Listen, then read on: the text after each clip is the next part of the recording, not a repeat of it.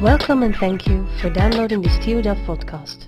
Next week, Japanese astronaut Chaki Mukai will come and give a lecture about her experiences, her mission, and her plans for the future on the space program. She's been on the she's been on the space shuttle twice.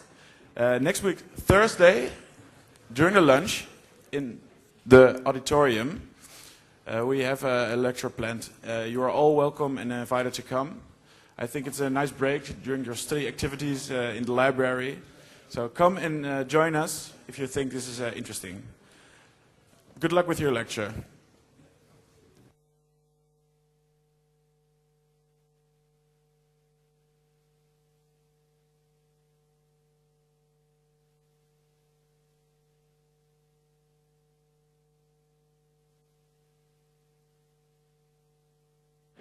Okay, so that sounds very interesting.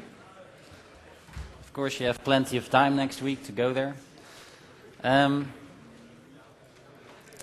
Today, I'm going to talk about the exam, and I'll do an example question.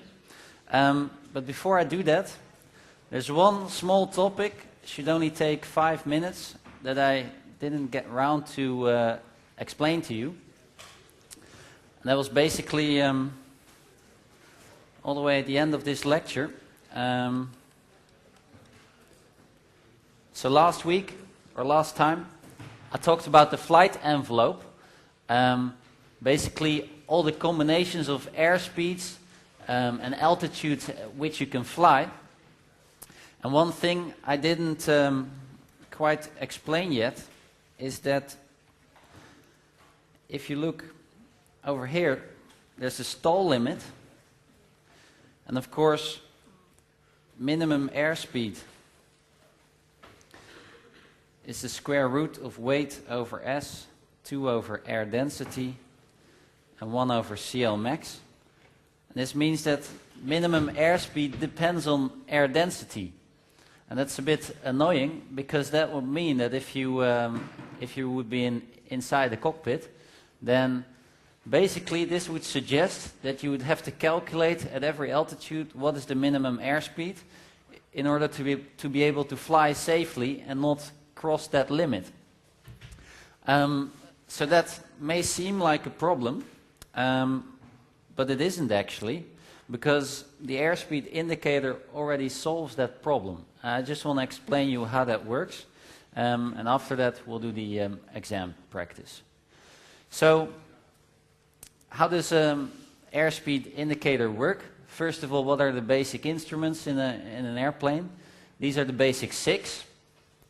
So on the upper left corner you see the airspeed indicator. Then you have an indicator that shows you the attitude of the plane, so you can see in which way the nose is pointing, even though when there are clouds or whatever. There's an altimeter which tells you how high you're flying. A device which helps you to turn nicely, a compass telling you which direction you're going, and a vertical speed indicator that tells you how many feet per minute you're climbing or descending. But 3 of these are actually linked to the pitot tube and the static port, including the airspeed indicator. And the airspeed indicator, like I said, is connected to the pitot tube and the static port. And I just took pictures of some random aircraft. But over here you see a pitot tube, and this thing basically measures total pressure. Now somewhere along the aircraft, you'd have to calculate this beforehand, but there is one nice spot where you can basically measure static pressure. So it's a little hole inside the plane. And if you measure these 2, then of course from Bernoulli, you know total pressure minus static pressure is a half rho v squared. So this is what you can use basically to calculate, well, what is the actual airspeed of the plane. So how does that work? Basically an airspeed indicator is a little box. in the box goes static pressure. Now the box is nicely sealed, so inside you have static pressure. Total pressure goes into some kind of a membrane.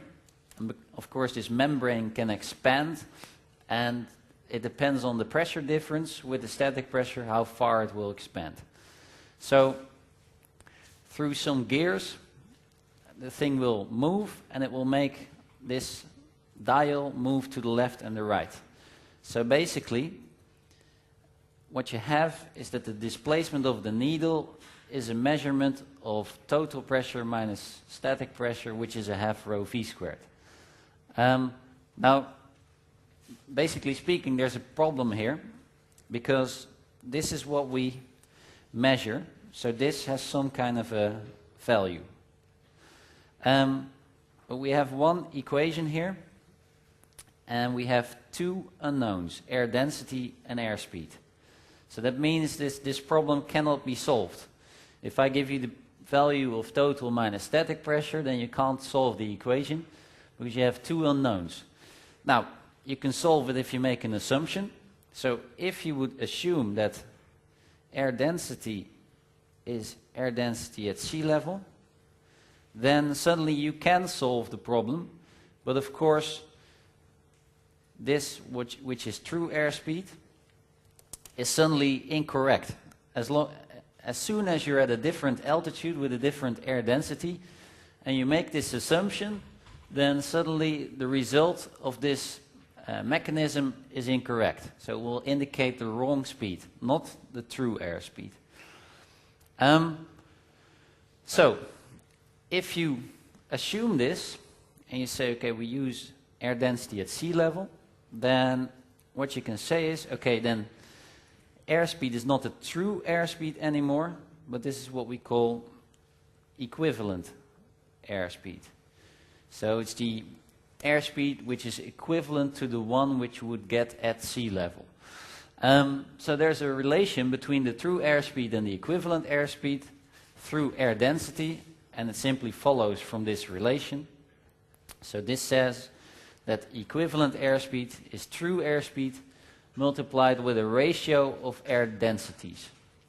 So as soon as you have a different air density, then equivalent airspeed will be different from the true airspeed. The question is that now really a problem?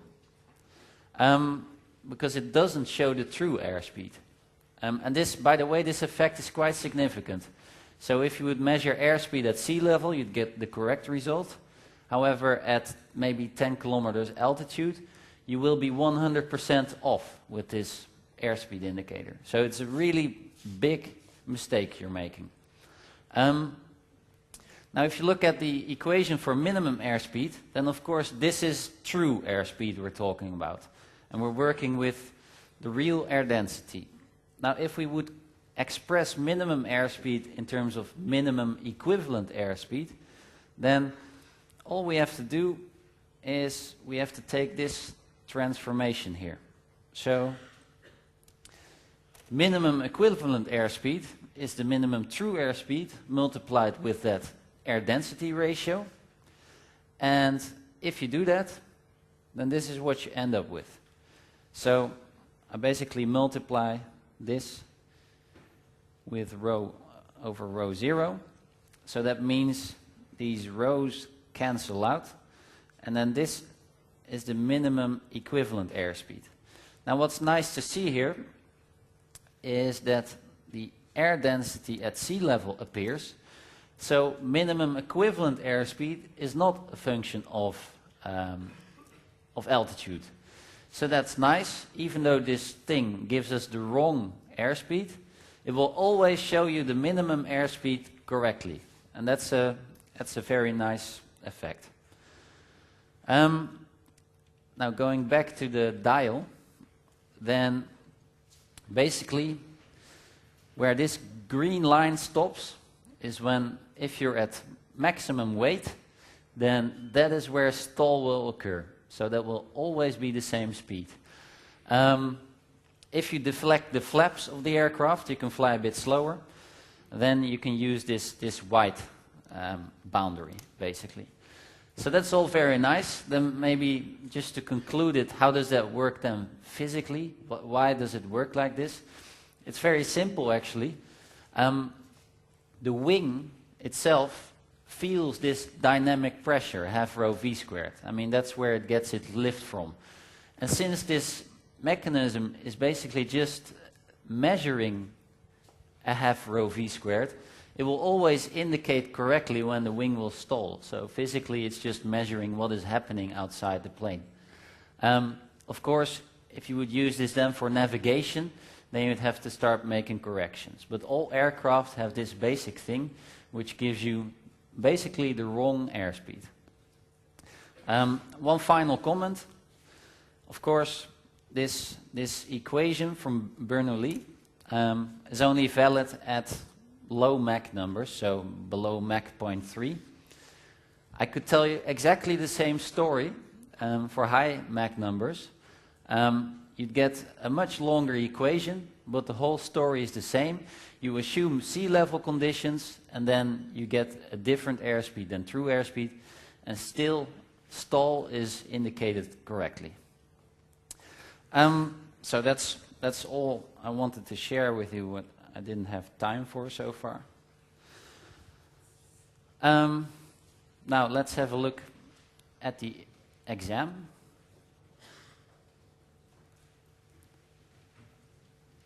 Which is over here. So today I'm going to talk about practice questions. I give you a very short summary of what you've learned. Those are the main things you have to understand. Then I will show you basically the steps you have to take to solve an exam question. Those will always be the same, no matter what kind of performance question I would ask. Then 2 practice questions. I don't know if I have time for both, but we'll see how that works out. And finally, before I continue, over here there's a propeller. You can play with the mechanism. I know at the first lecture I told you a bit about propellers and how these actually work. That's difficult to understand just from a couple of sheets, so if you're interested, feel free to play with the thing during the break. So, summary. What you really have to know is this picture. This is something you can practice a few times. Basically all the forces on the aircraft and all the accelerations of the aircraft for the most general condition.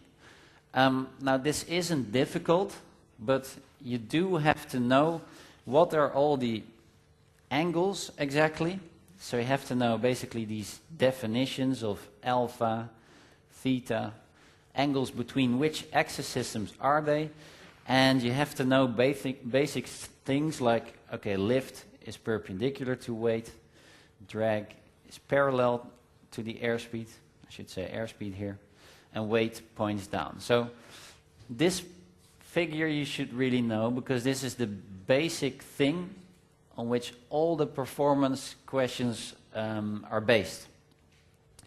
So 4 forces, aerodynamics, propulsion, and the aircraft weight, and 2 accelerations, because we're just moving in a 2-dimensional plane. Now, if you write out the equations of motion, then this is what you get. So, 2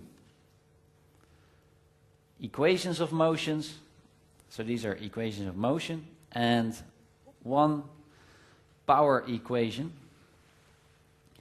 And the power equation simply follows from multiplying the equation of motion with airspeed. So the power equation tells us that if you have energy in excess, you can either use it to climb or to accelerate, and if you don't have enough energy, you will either go down or decelerate. So it's just a different way of writing out what we like. But the important thing to notice is that this parameter here, v sine of gamma,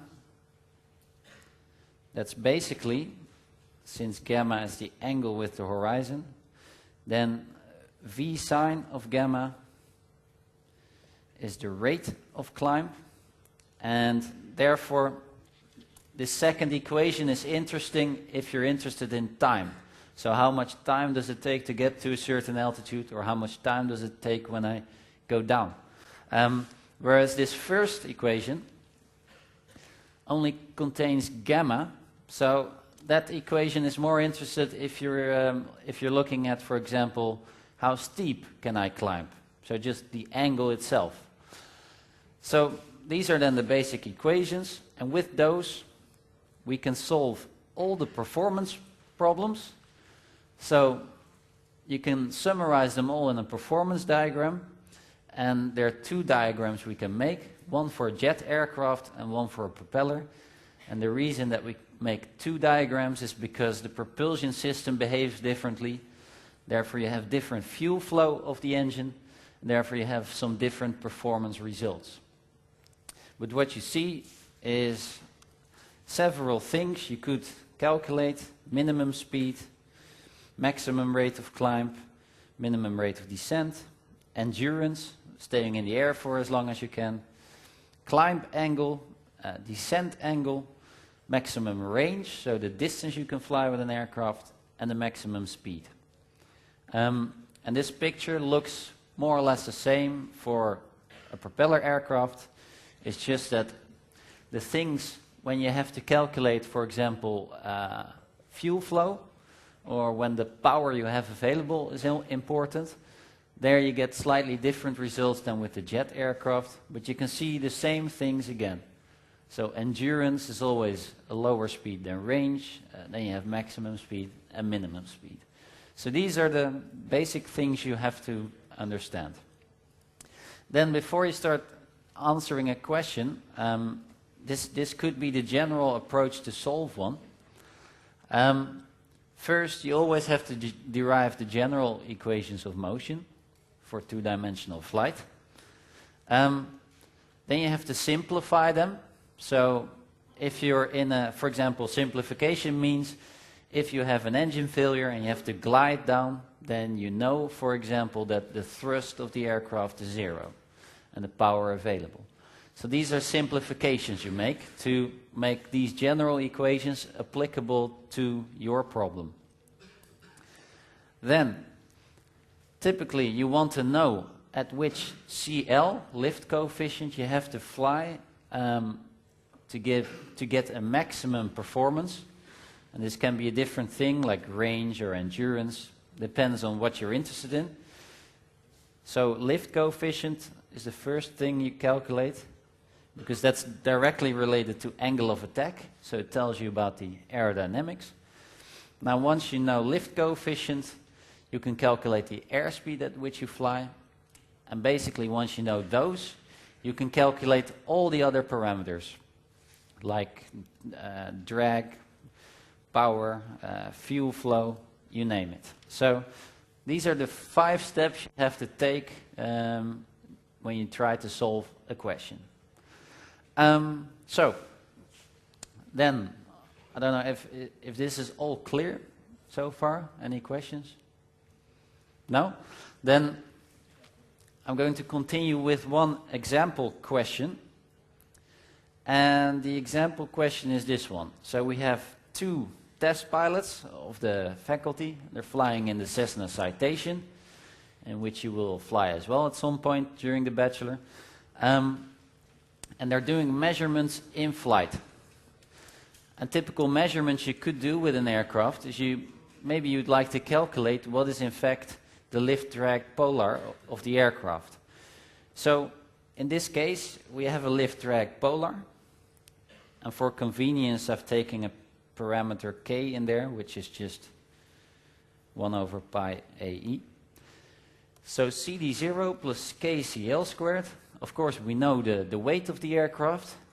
You know how heavy it is when you buy it. You know what the passengers weigh and the fuel. So that's an easy thing you know up front of a flight test. And then in this case we don't know yet what that factor k is in the lift-drag polar. So that could be the objective of the flight. What we also don't know is we basically don't know what the thrust is that the aircraft is generating. So these pilots, they do 2 tests. They do one at test point 1, where they close the throttle such that basically the engine is in the idle position, which means it is on, but it's just not generating any thrust. So thrust is 0. Pilots maintain an airspeed of 90 meters per second. They can just do that by adjusting the stick. So pull the nose up if you go too fast and push the nose down when you go too slow. And they keep the airspeed at 90 meters per second. And as a result, of course, since you don't have any thrust, the aircraft is going to descend with 6 meters per second. Now the second test point, they basically do the opposite.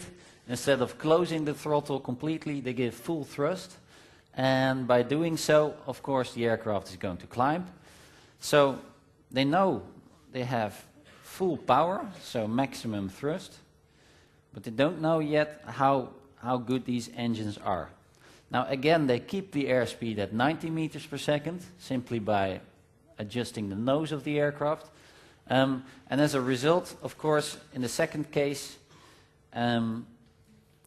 rate of climb is 13 meters per second. And in addition, one thing is given, one assumption we make, is that since this is a jet, we assume that maximum thrust is independent of airspeed. So we don't know how much it is, but we do assume that it doesn't change with airspeed like you see on most pure jet engines. So this is what's given, and then there are several questions, and they guide you throughout the whole problem. So what it says, okay, for straight and symmetric flight, basically draw a clear free body diagram with all forces, angle of attack, all the relevant angles, airspeed vector, and one assumption that thrust acts along the flight path. So now this is not so difficult. This is something you could expect as a question. Of course, if I make a free body diagram, then we have the horizon. We may have some airspeed vector, angle gamma. The nose of the aircraft is a little bit higher, alpha. We have a pitch attitude, and the forces, they simply follow from the fact that lift must be perpendicular to the airspeed. Drag must be parallel to the airspeed. Weight points straight down. And the thrust vector, it becomes a bit of a mess. You could take a different color. But thrust acts along the flight path, so that's in the same direction as the airspeed. So this is all you have to do, and basically this just takes you a few seconds if you've already practiced it. Then you have to do the same thing, but you have to now draw a kinetic diagram. And basically one thing that's important is that you always have to make separate diagrams, free body diagram and kinetic diagram. Don't combine them into one picture, because then you don't know anymore what forces are and what accelerations are. Okay, maybe in this example you know it already, but if you try to solve something more complicated later, then a lot of forces and accelerations can get very complicated, and then you really have to make 2 separate diagrams. So we do the same thing, airspeed vector, horizon, gamma,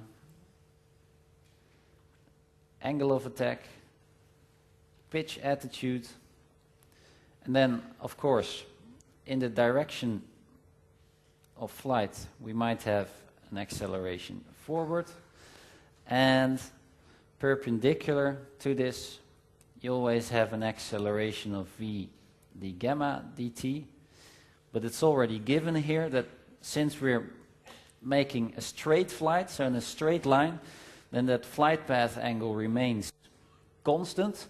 So the change of gamma with time is equal to 0. So you can say, well, this acceleration is 0 as well. Then, what you have to do is, you have to derive the equations of motion in the direction of airspeed and perpendicular to the airspeed. So let's just do that. Sum the forces in the direction of airspeed. And there's one important statement here, that flight path angle, gamma, is small but non-zero. Now what does that mean? That means that cosine of gamma is approximately 1, but the sine of gamma is definitely not equal to 0. So summing all the forces and the accelerations. So this is the mass of the aircraft. If we look at the acceleration, then along flight we have dv dt, right? So that's dv dt. That must be equal to all forces. So looking at the forces, lift is perpendicular to the airspeed, so that doesn't count here. We have thrust along the airspeed, drag in the opposite direction, and then there's a weight component. And of course, the weight is perpendicular to the horizon, so there's basically an angle gamma related to the weight. So the weight is pulling backwards along the airspeed vector with the sine of the flight path angle. So if you would take this portion of the weight and this one, it's not very good drawn, but over there you have weight sine of gamma. So this leaves us with thrust minus drag minus weight sine of the flight path angle. Now you can do the same thing perpendicular to the airspeed. Again, we have the mass. We must multiply it with the acceleration, but in this case that's, as you can see, it's 0, the vertical acceleration, or perpendicular to the airspeed. Now we have to look at the forces. So perpendicular to the airspeed we have the lift, and the only other force is a component of the aircraft weight. So we just had the sine, and now we have the cosine in the direction down. So that's lift minus weight cosine of gamma. Now we know cosine of gamma is 1, so this leaves us with two equations of motion. First one being this, and the second one simply becomes lift is equal to weight. So these are the equations of motion we're going to use for this case. Is there a question?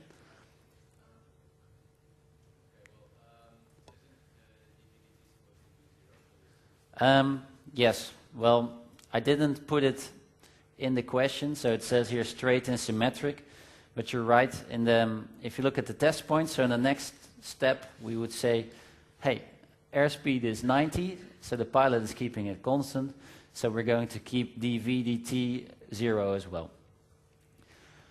So if you would have put that there, it would have been correct, and then we could say that's 0. So then the next question is, for test point 1, show that the lift coefficient equals 0.37 and show that the drag coefficient equals 0.026. 026, yes. So what's nice here is that you already get the result. So if you're not sure how to solve it, you can still continue the question.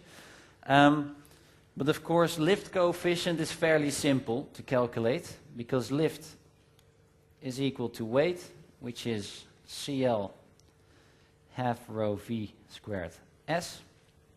And we know then you can write out CL is actually weight over S, 2 over rho, 1 over V squared. And, well, these parameters are all given. So it's 55,000. Wing surface area is 30. You get 2 over the air density. It's flying at sea level conditions. And 1 over 90 squared. And what you then get, if you work it out correctly, it's 0.37. And it's a lift coefficient, so it doesn't have units. Now this is usually the way you should write it down. So write down the equation first, then stick in the numbers, and then the final result. If you do it this way and you make a mistake, then we can basically see what you've done wrong. If you skip a lot of steps and you just give a result, then, and if it's incorrect, then we don't know what happened and you don't get any points. So always do it like this. First the equation, then the numbers, then the result. And, well, in this case you don't have units, but always write down the units as well. Now, the next question, of course, is what is actually the drag coefficient?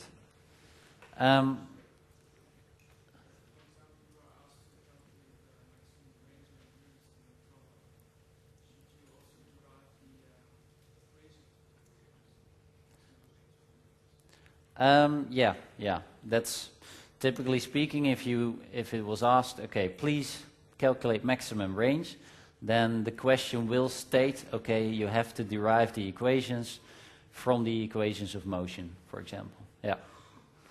Now the next step is the drag coefficient. That's not so easy because, as you can see, our equation of motion is a little bit more complicated. So what we have is this thing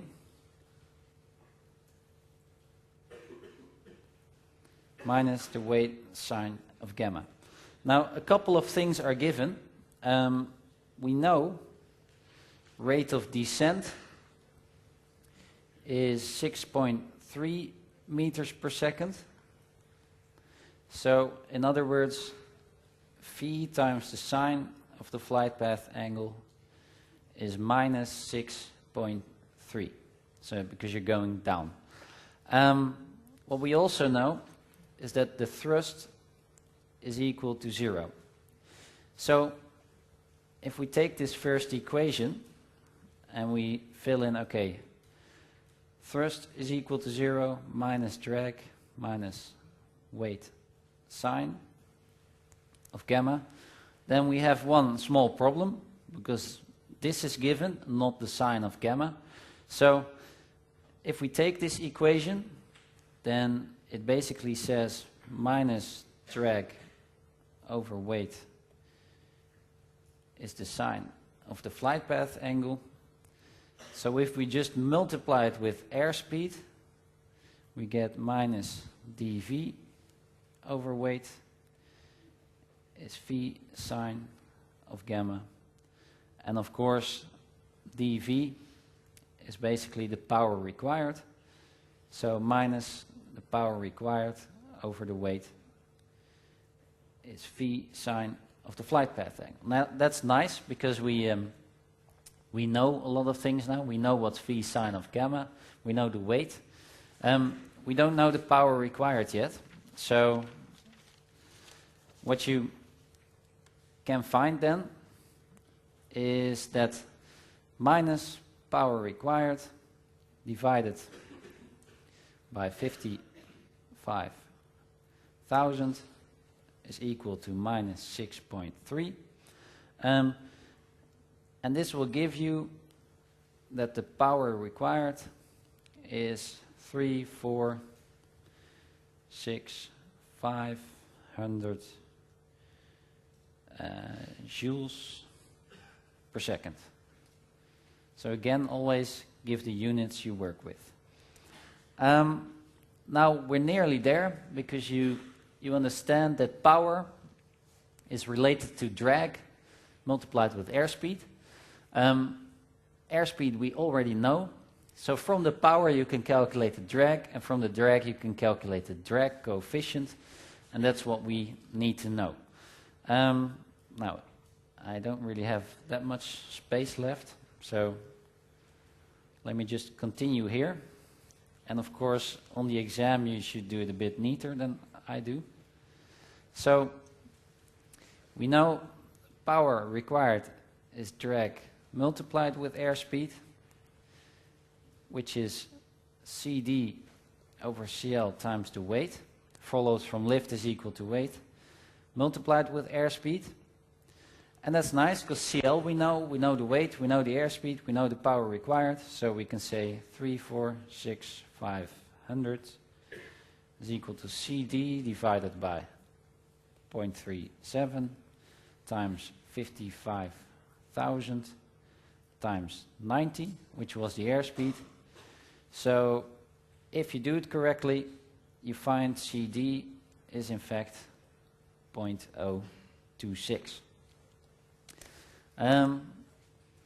So are there any questions about this? Is that clear? There are some questions there. We didn't use the airspeed and we knew the rate of descent. Couldn't we just simply find the sign from there without sign? Sorry? I mean, you know the speed, airspeed and Yep. the rate of descent. Yeah. And it's actually, well, it's within a triangle.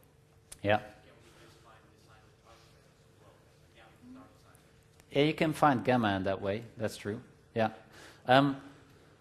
Let me state here. I mean, this is a solution.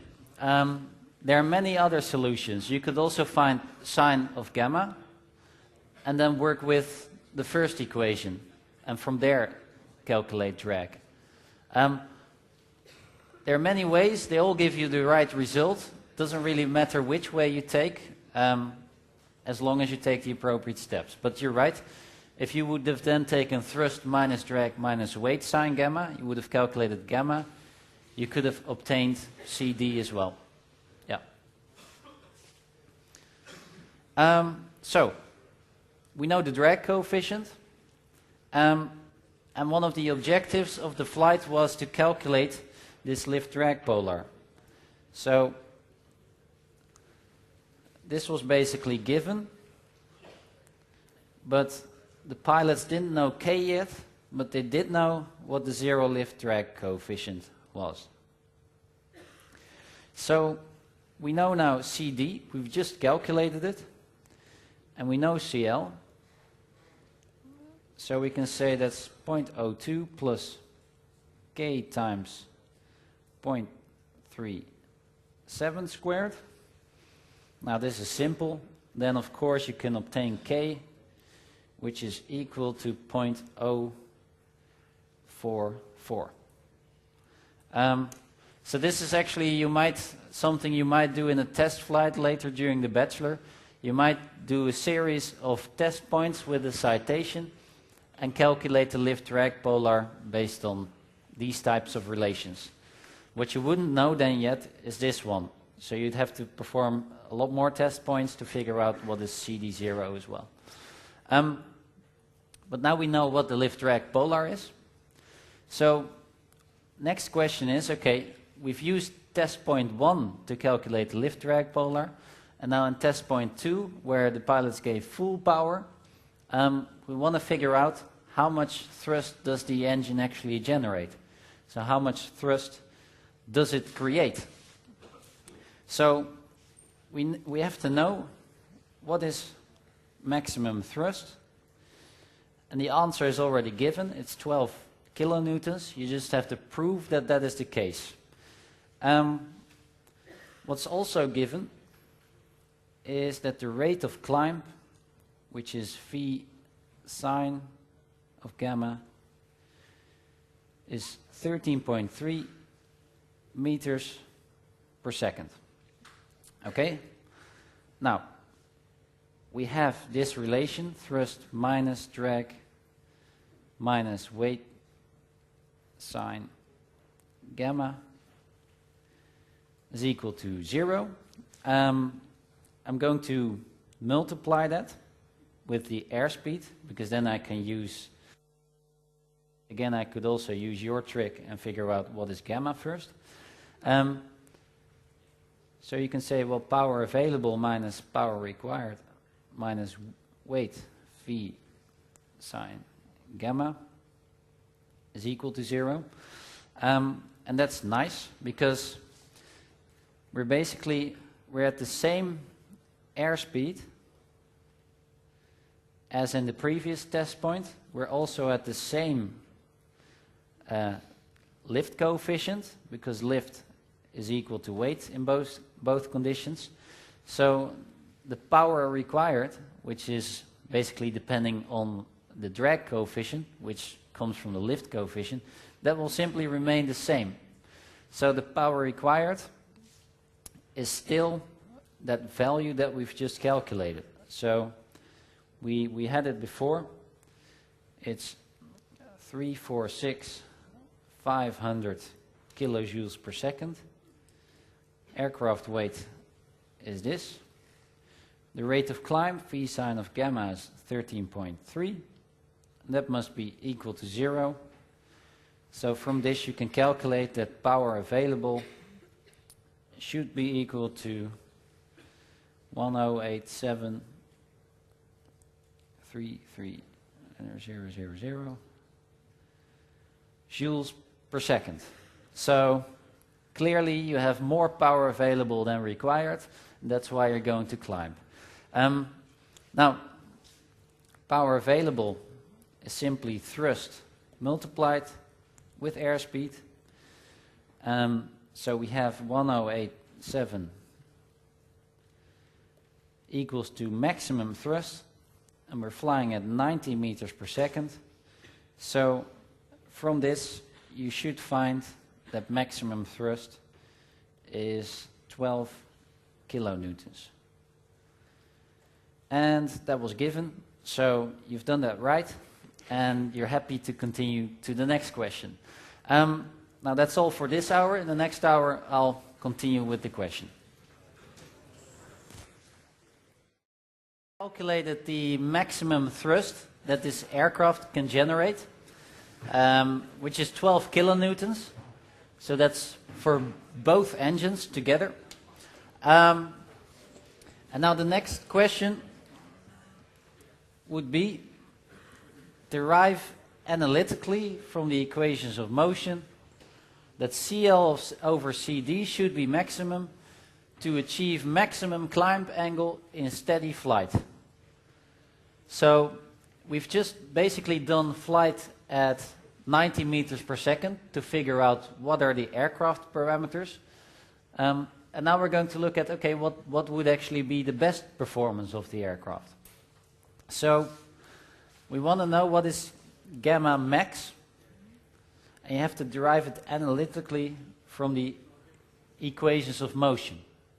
So let's start with the equations of motion. First one being this, and the second one being lift equal to weight. Now clearly we're interested in flight path angle, gamma, so we need this first equation, and we have to prove that CL over CD should be maximal. Okay, now if I take the first equation and I write sine of flight path angle is thrust minus drag over weight. So the excess thrust, so the force that I have in excess, you can use it basically to create an angle. Now weight here is a constant, so this basically says thrust minus drag divided by a constant. So from this you see that in order to have gamma maximal, we need thrust minus drag maximum. Now, I don't know if you remember, but it was already stated in the beginning of the question that thrust as a function of airspeed is constant, and drag of course looks something like this. So since we want T minus drag maximum, we need maximum thrust, of course, to have as much thrust as we can, minus drag maximum, which means, of course, the drag should be minimum. And that's basically this point in the diagram. Now, we're almost there. The only thing is now we know drag should be minimum. So now we can use the second equation of motion, lift is equal to weight, to say, okay, drag is drag times lift over lift, which is drag divided by lift times the weight, which is CD over CL times the weight. So minimum drag means CD over CL should be minimum, and therefore CL over CD should be maximum. In order, of course, to have maximum flight path angle. So we've basically proven what we should prove, that CL over CD should be maximum. So this then is correct, and we can continue. Of course, now we know this, we probably want to know what is in fact that angle you can achieve. So, next step is you have to derive that the lift coefficient equals this. So, what we had was this, right? CD is CD0 plus KCL squared. So,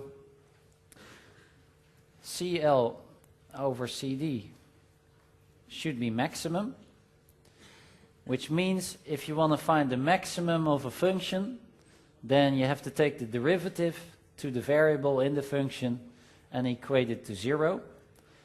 Now drag is a function of lift, so this whole ratio is a function of lift coefficient.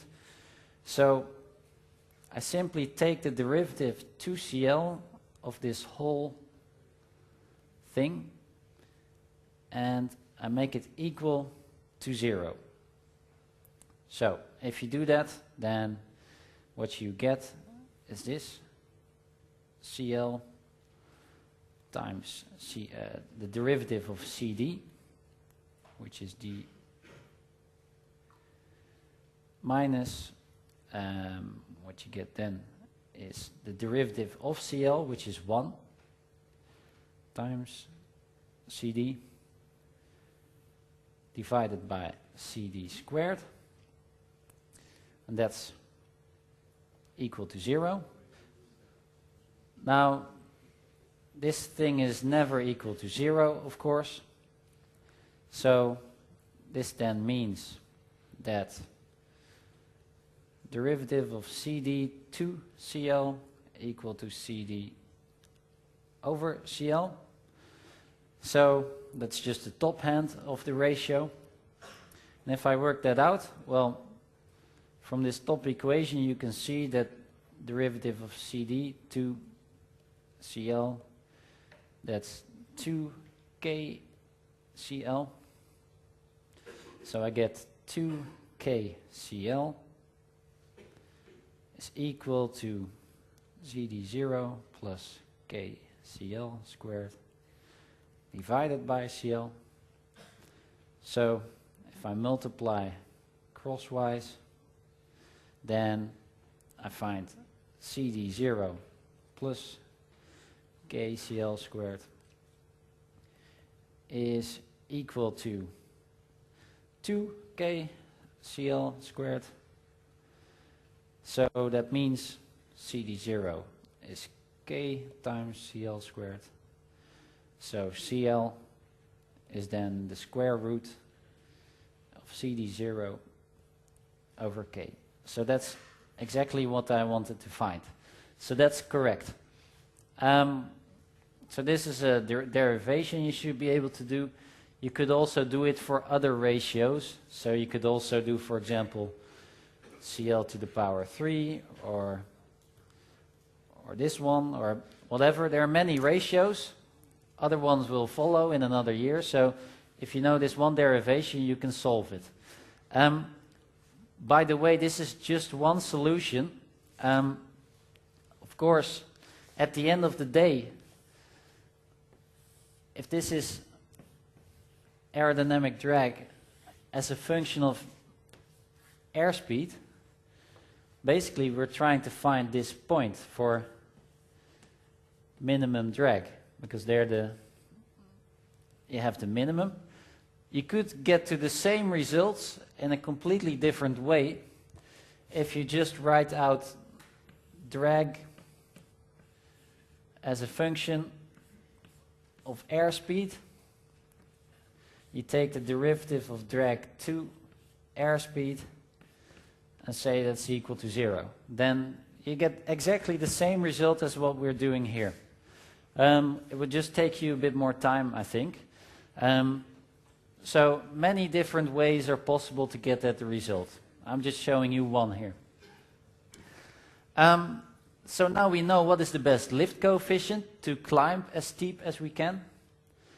And then if you calculate the actual value and the corresponding airspeed to fly at, because then the pilot knows if I fly this quick, then I know what the actual that I will perform best. So we've just figured out this, and we know the values already. So that's simple, and you should get a CL of 0.67. Now, lift is equal to weight, which is a CL half rho V squared S. So the airspeed for this particular lift coefficient is the square root of weight over S, 2 over rho, 1 over CL, and that's 55,000 over 30, 2 over the sea level conditions, and 1 over 0.67. And interestingly enough, what you find is that this is equal to 67 meters per second. So always give the units. So if you fly this fast, then you would get the maximum flight path angle. So final question, so it's a pretty long question. Calculate the maximum climb angle of this aircraft at sea level and the corresponding rate of climb. Now so we want to know gamma, and we always have to work with the equation of motion. And gamma is what we like to know. Now, of course, this is still working.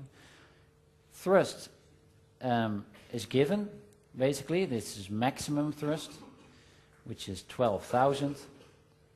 Drag, we can express it like this. And minus the weight, which is 55,000, times the sine of gamma. Okay? Now, CD and CL, we already know CL, which is 0.67.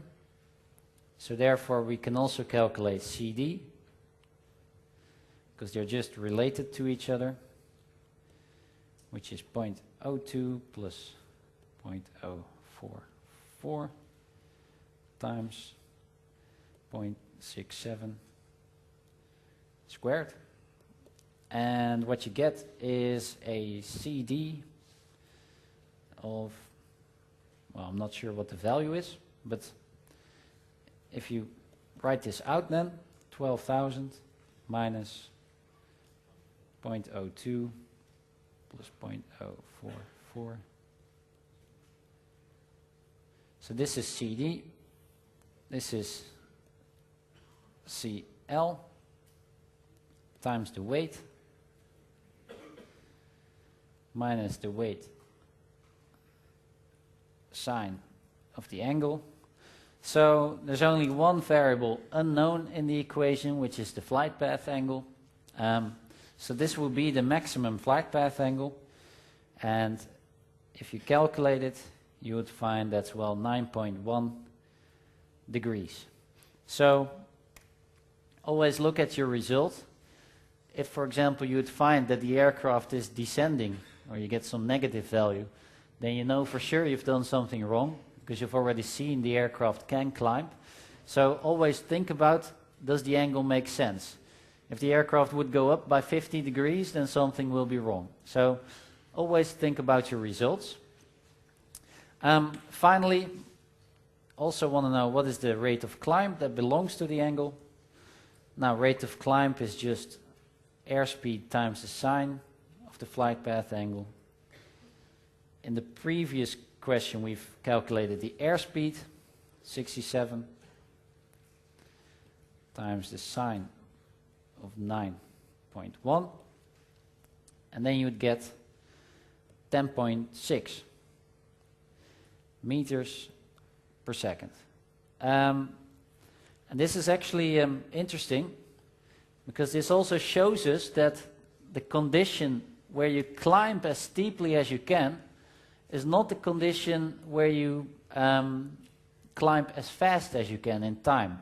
So rate of climb max is not the same condition as maximum angle. You can already see that from the start of the question, because at the start, when you fly at 90 meters per second, you could actually fly 13 meters per second in terms of climb rate. So don't confuse these two, because they're different values or different things. So basically, if you fly faster at 90 meters per second, then let's say this is 90, then at 67 you're actually climbing more steeply, but since the total vector is smaller than 90 meters per second, in this case the vertical component of the airspeed is actually larger than this vertical component. So these two should never be mixed. So that's the whole question about climb and descent. I don't know, are there any questions about this so far? Then I don't have that much time. Do you want me to solve another question about cruise flight? Or do you maybe want some information about the lectures that wasn't clear? Or do you want to go home?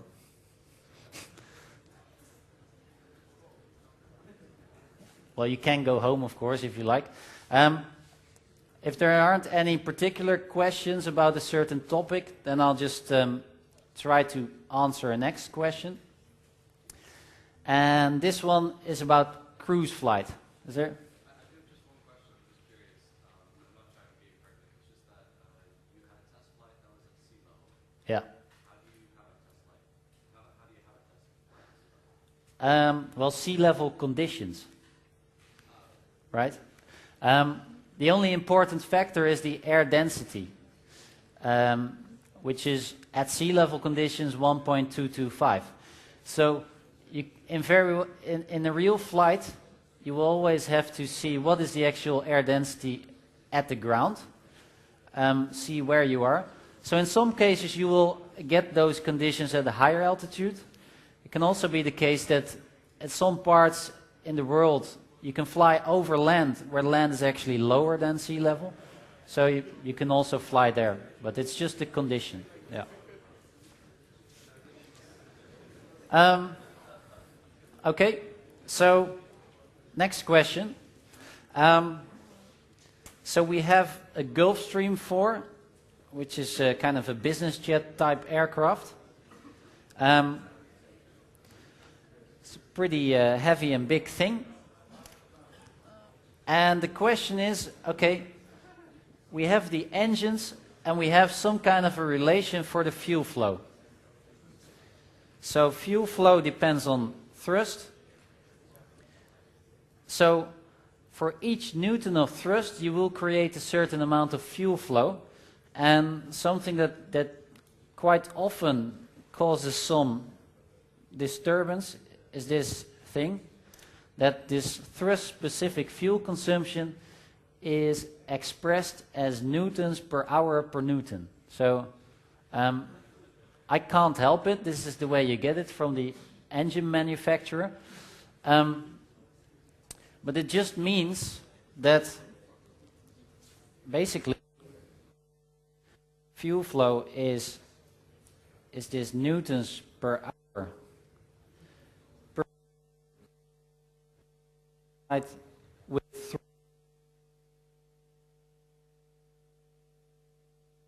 basically it's per hour of fuel flow you get. So 0.69 newtons of fuel per hour if you create 1 Newton of thrust. And this Newton here is of course a measure for the quantity of fuel. So in simple, 1 kilogram of fuel gives us about 10 newtons of fuel.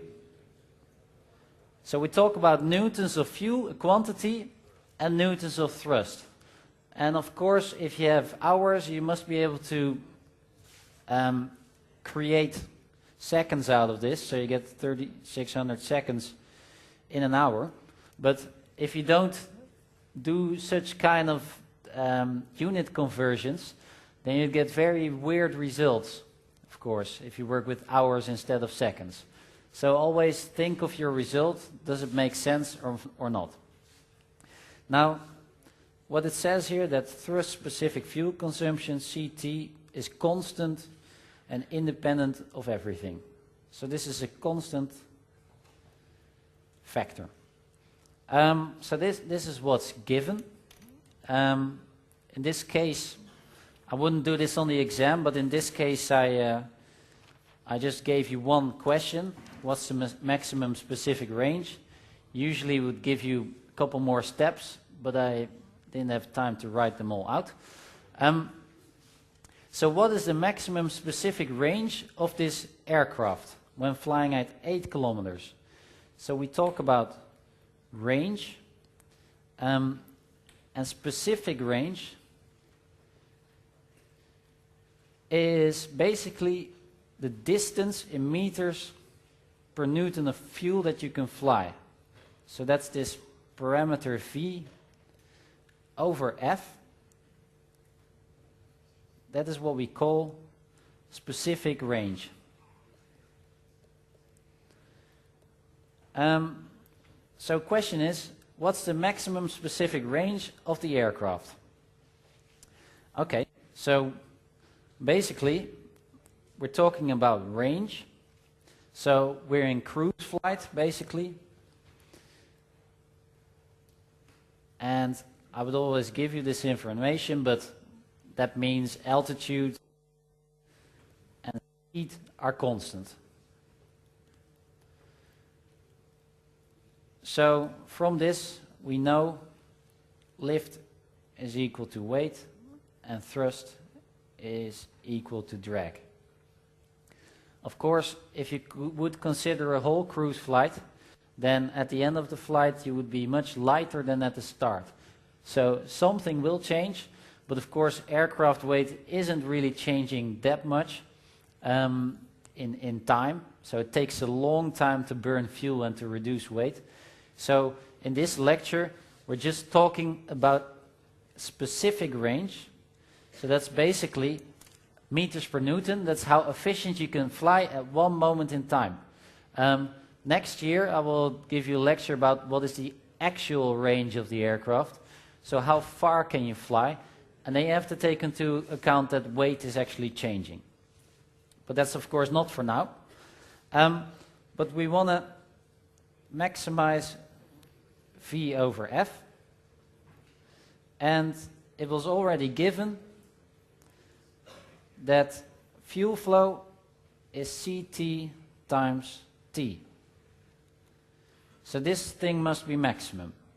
Now we already know as well that thrust is equal to drag. So this means V over Ct times drag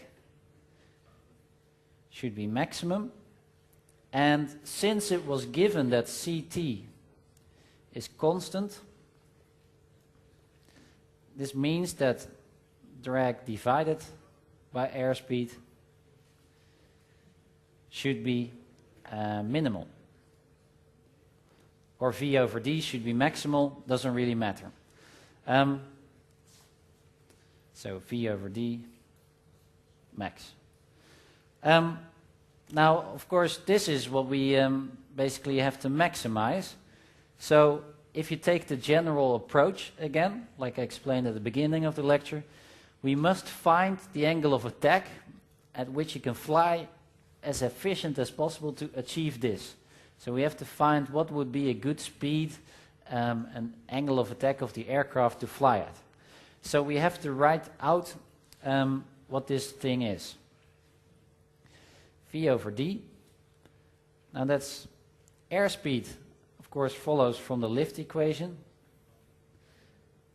which is weight over S, 2 over rho, 1 over CL. Drag, lift is equal to weight, so that's CD over CL times the weight. So you could also say, well, if I combine everything, then this of course is the same as the square root of the squares. So if I combine the whole square root, then this is what I have. I have one weight term on the top hand, I have weight squared on the bottom, so that means I get 1 over weight, I get surface area, 2 over rho. And if I divide by CD squared over CL squared, it's the same as dividing, multiplying with the opposite. So that's 1 over CL times CL squared over CD squared. So this is then square root 1 over weight S, 2 over rho, and then end up with CL over CD squared. Okay, so this is nice in a sense that we already know a lot of parameters here. So this is basically 1 over the weight of the aircraft, the wing surface area, which was 88.3, 2 divided by the air density, so this is half of the sea level conditions, and this factor CL over CD squared.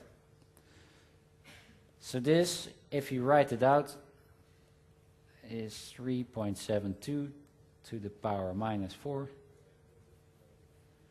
square root CL over CD squared. So before we can continue, see, we're nearly there. All we have to do is we have to find this lift over drag ratio in order to solve the question. So fortunately I have an empty page. So CL over CD squared should be maximal. So the question is, what is then CL and CD? So if this thing should be maximized, then of course drag of lift squared. So what I have to do is I have to take the derivative 2CL of this thing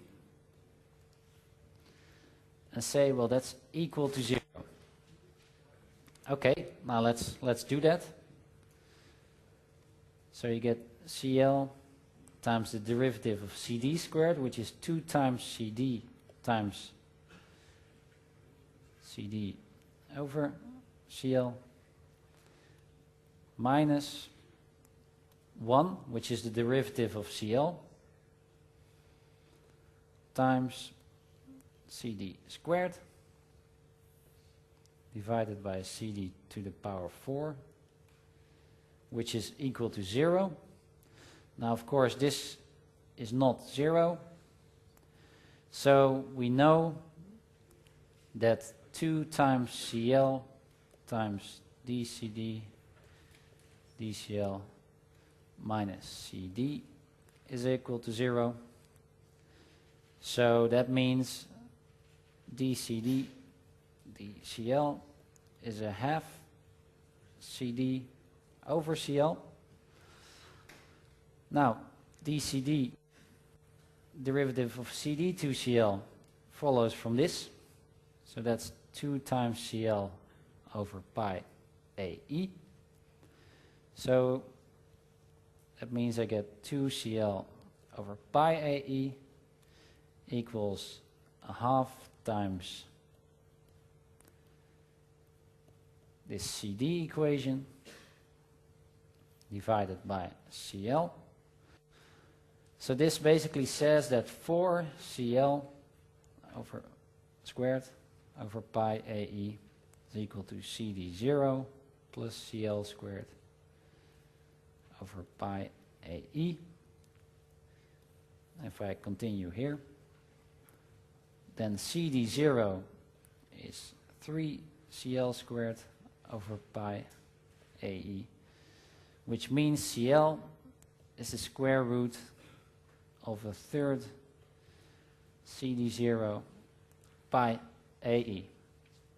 So you could memorize that thing, 1/3 CD0 pi AE, then you already know what you have to find. But if you know the steps, then that's not necessary, of course.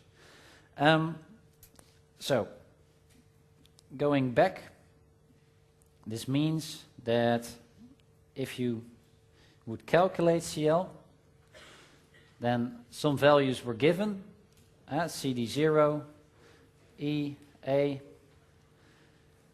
So CL is then a third of 0.015 pi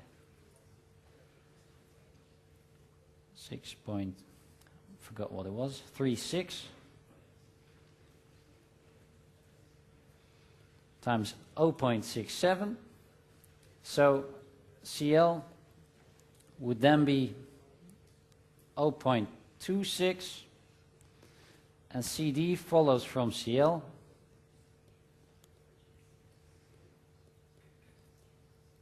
So that's 0.015 plus 0.26 squared divided by pi, 6.36, 0.67. So this would then be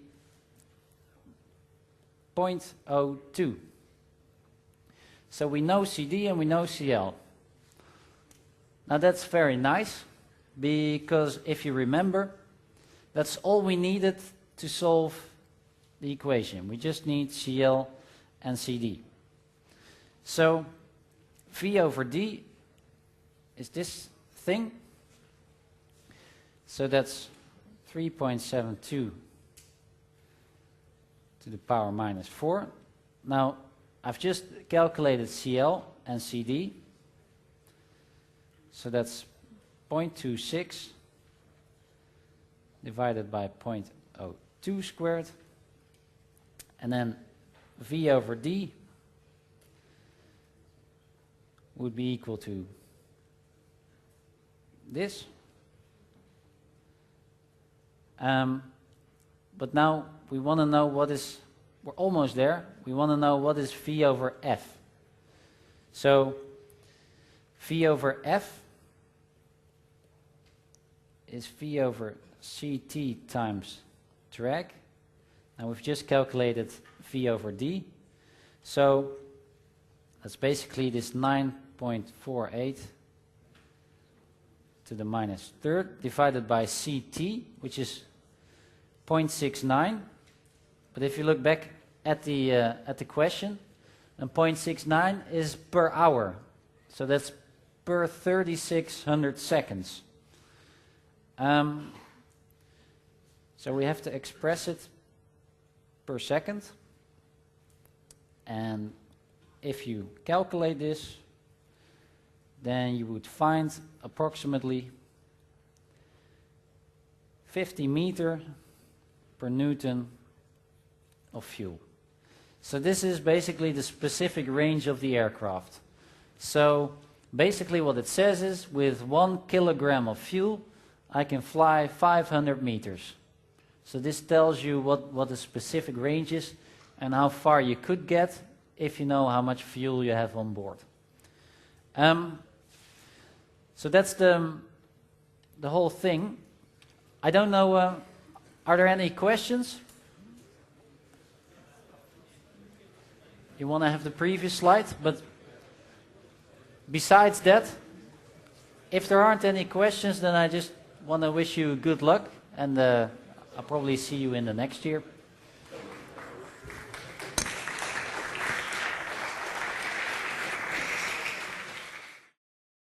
Please visit our OpenCourseware website for more information. See you at our next podcast.